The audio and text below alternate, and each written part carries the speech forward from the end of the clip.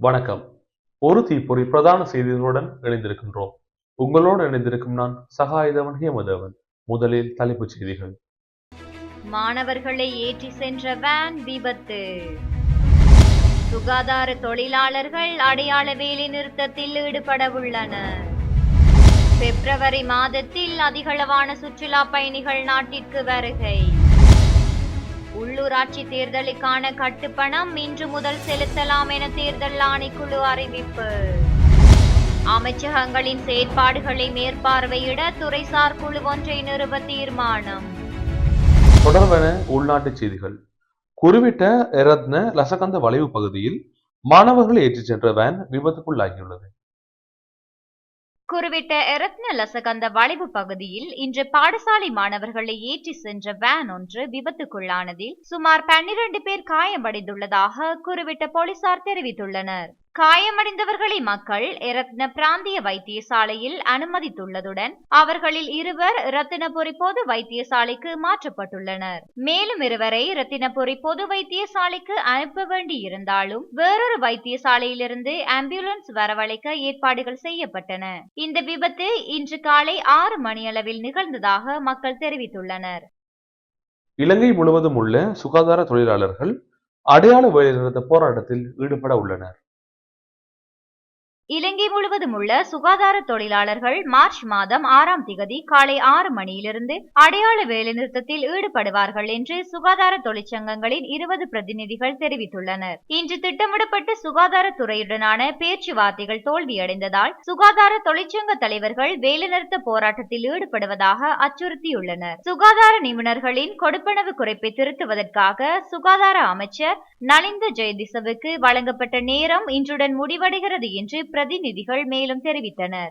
அடையாள வேலைநிறுத்தத்திற்கு வைத்தியர்களும் தங்கள் ஆதரவை வழங்கியுள்ளதாக அவர்கள் குறிப்பிட்டனர். இருப்பினும் குழந்தைகள் வைத்தியசாலைகள், புற்றுநோய் வைத்தியசாலைகள், மகப்பேறு வைத்தியசாலைகள் மற்றும் சிறுநீரக வைத்தியசாலைகளில் வேலைநிறுத்தம் செயல்படுத்தப்படாது என்று வைத்தியர்களின் அதிகாரிகள் தெரிவித்துள்ளனர். சுகாதார அமைச்சர் நலிந்த ஜெயதிச ஒரு தாதியரின் சம்பளம் தொடர்பாக பாராளுமன்றத்தில் வெளியிட்ட அறிக்கை தவறானது என்று சுகாதார தொழிற்சங்க அமைப்பின் அழைப்பாளர் ரவி குமுதேஸ் குறிப்பிட்டுள்ளார். சுகாதார நிபுணர்களை பாதிக்கும் குறிப்பிடத்தக்க சம்பள ஏற்றத்தாழ்வுகளை நிவர்த்தி செய்ய பட்ஜெட்டில் எந்த முயற்சியும் எடுக்கப்படவில்லை என்று குறிப்பிட்டுள்ளார். சுகாதார நிபுணர்களை பாதிக்கும் கடுமையான சம்பள ஏற்றத்தாழ்வு தீர்க்கப்படவில்லை என்றும் அவர்களுக்கு வழங்கப்படும் கொடுப்பனவுகளில் வெட்டுக்கள் கடுமையானவை என்றும் அவர் வலியுறுத்தினார். சுகாதார அமைச்சரிடமிருந்து இந்த பிரச்சினை குறித்து எந்த புரிதலும் இல்லை என்றும் தொழிற்சங்க நடவடிக்கையை தொடங்குவதை தவிர வேறு வழியில்லை என்றும் அவர் மேலும் சுட்டிக்காட்டினார். பிப்ரவரி மாதத்தில் அதிகளவான சுற்றுலா பயணிகள் நாட்டிற்கு வருகை தந்துள்ளனர். கடந்த பிப்ரவரி மாதத்தில் 2,32,341 வெளிநாட்டு சுற்றுலா பயணிகள் நாட்டிற்கு வருகை தந்துள்ளதாக சுற்றுலா மேம்பாட்டு ஆணையகம் தெரிவித்துள்ளது. அதன்படி 34,006 பேர் இந்தியாவிலிருந்து வந்தவர்கள் என தெரிவிக்கப்பட்டுள்ளது.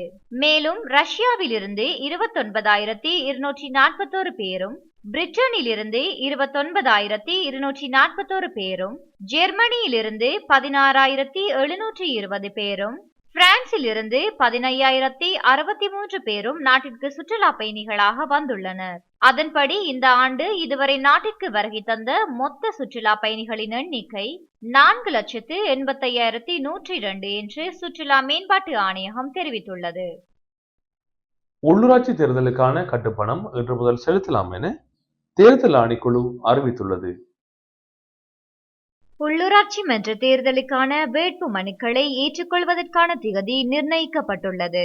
அதன்படி மார்ச் மாதம் 17ஆம் திகதி முதல் மார்ச் மாதம் 20ஆம் திகதி நண்பகல் 12 மணி வரை வேட்பு மனுக்கள் ஏற்றுக்கொள்ளப்படும் என்று தேர்தல் ஆணைக்குழு அறிவித்துள்ளது. உள்ளூராட்சி மன்ற தேர்தலுக்கான கட்டுப்பணம் இன்று முதல் மார்ச் 19ஆம் திகதி நண்பகல் 12 மணி வரை செலுத்தலாம் என தேர்தல் ஆணைக்குழு அறிவித்துள்ளது. அமைச்சகங்களின் செயற்பாடுகளை மேற்பார்வையிட 7 துறைசார் குழு ஒன்றை நிறுவுவதற்கு தீர்மானிக்கப்பட்டுள்ளது. அனைத்து அமைச்சகங்களின் செயற்பாடுகளையும் மேற்பார்வையிட 10வது பாராளுமன்றத்தில் 7 துறைசார் மேற்பார்வை குழுக்களை நிறுவ பாராளுமன்ற விவகார குழு முடிவு செய்துள்ளது. இந்த குழுவின் 7 தலைவர் பதவிகளில் 3 பதவிகள் எதிர்க்கட்சிக்கும் 4 பதவிகள் ஆளும் கட்சிக்கும் வழங்கப்படும் என்று ஒப்புக்கொள்ளப்பட்டது. சபாநாயகர் டாக்டர் ஜகத் விக்ரமரத்ன தலைமையில் பாராளுமன்றத்தில் நடைபெற்ற பாராளுமன்ற விவகார குழுவின் சமீபத்திய கூட்டத்தில் இந்த முடிவு எடுக்கப்பட்டது.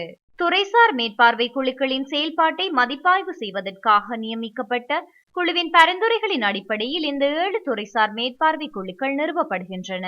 மேலும் மாற்றுத்திறனாளி சமூகத்தின் சார்பாக பணியாற்ற ஒரு பாராளுமன்றத்தை நிறுவுமாறு பாராளுமன்ற உறுப்பினர்களான சுகத் வசந்த டி சில்வா மற்றும் டாக்டர் பத்மநாதன் சத்தியலிங்கம் ஆகியோரால் முன்வைக்கப்பட்ட கோரிக்கையையும் குழு அங்கீகரித்தது.